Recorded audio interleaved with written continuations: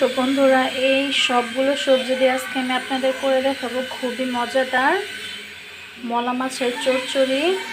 তো বন্ধুরা, আমি নিয়েছি কয়েকটা সিম, নিয়েছি কাঁচা টমেটো, নিয়েছি 2টার মতো কালা বেগুন, নিয়েছি একটা ধুন্দুল, নিয়েছি 2টা আলু, আর নিয়েছি একটা মিষ্টি লাউ অর্ধেক। তো বন্ধুরা, এখন আমি সবগুলো সবজি আপনাদের কেটে দেখাবো।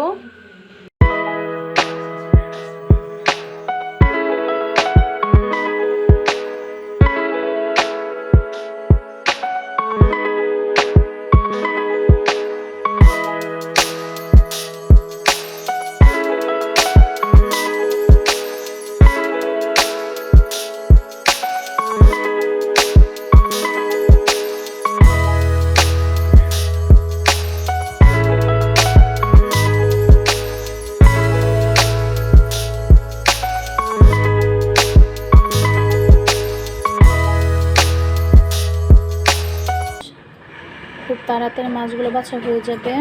তো বন্ধুরা, এইভাবে আমি আমার সবগুলো মাছ বেছে নেব। অনেকে মলা মাছের মাথা ভর্তা বানিয়ে খেয়ে থাকে, তো আমি আপনাদের আরেক সময় এইভাবে মলা মাছের মাথা ভর্তা বানিয়ে দেখাবো। তো বন্ধুরা, এই সবগুলো সবজি দিয়ে আজকে আমি আপনাদের মলা মাছের চচ্চড়ি করে দেখাবো। আমার মলা মাছগুলো সুন্দরভাবে ধুয়ে এবং পরিষ্কার করে নিয়েছি। তো বন্ধুরা, যেহেতু চচ্চড়ি বানাবো, এর জন্য আমি একদম মাখিয়ে বসিয়ে দিব। তো প্রথমে আমি দিয়ে দিলাম 1 টেবিল চামচ মরিচের গুঁড়ো, 1 টেবিল চামচ হলুদের গুঁড়ো, 1 টেবিল চামচ ধনিয়া গুঁড়ো মতো দিয়ে দিব পেঁয়াজ কুচি, কাঁচামরিচ কুচি। এখন এগুলো ভালোভাবে মাখিয়ে নিব হাত দিয়ে। তো বন্ধুরা, মাখানো হয়ে গেছে। এখন একে একে আমি সবগুলো সবজি দিয়ে দিব। তো আমি দিয়ে দিব পুঁই শাক, দিয়ে দিব আলু কুচি, দিয়ে দিব ধুন্দুল কুচি,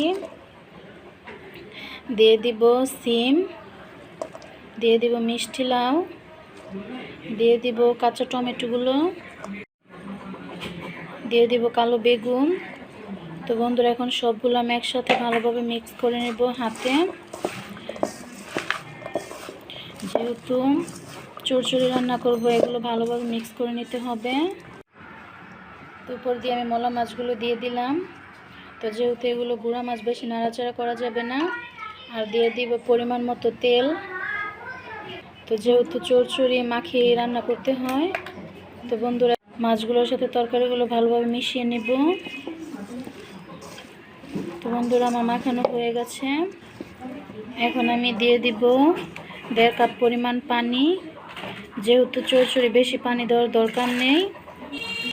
সবজিগুলো আর মাছগুলো যাতে সুন্দরভাবে একদম ঝরঝরা মতো, যে কোনো তরকারিতে সস পাতা দিলে তরকারির স্বাদ দ্বিগুণ বেড়ে যায়।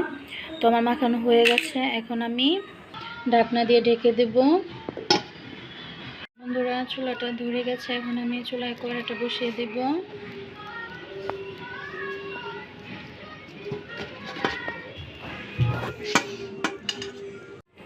তো বন্ধুরা, এখন আমি ঢাকনাটা খুলব।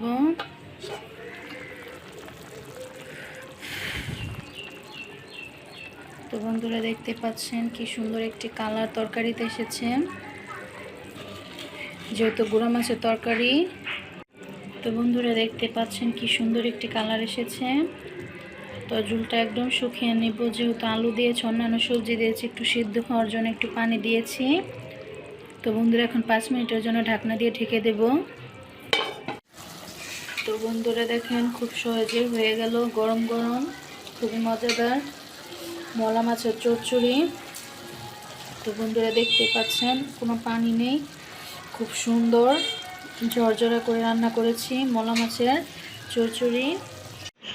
তো বন্ধুরা, হয়ে গেল গরম গরম খুবই মজাদার মলা মাছের চচ্চড়ি। যারা ছোট মাছ খেতে পছন্দ করেন, তারা এইভাবে এই সিম্পল এই মজাদার রেসিপিটি অবশ্যই বাসায় বানিয়ে, খুবই মজাদার এবং দুর্দান্ত রেসিপি। যারা গুঁড়া মাছ খেতে পছন্দ করেন, এইভাবে এই রেসিপিটি বানিয়ে দেখবেন। গরম গরম ভাতের সাথে একদম জমে যাবে। তো তো বন্ধুরা, আমার এই সিম্পল এবং মজাদার রেসিপিটি যদি আপনাদের ভালো লেগে থাকে অবশ্যই আমার সাথে থাকবেন। আমার চ্যানেলটি অবশ্যই সাবস্ক্রাইব করবেন, লাইক করবেন, কমেন্ট করবেন এবং শেয়ার করবেন। তো বন্ধুরা, আপনারা সবাই ভালো থাকবেন, সুস্থ থাকবেন।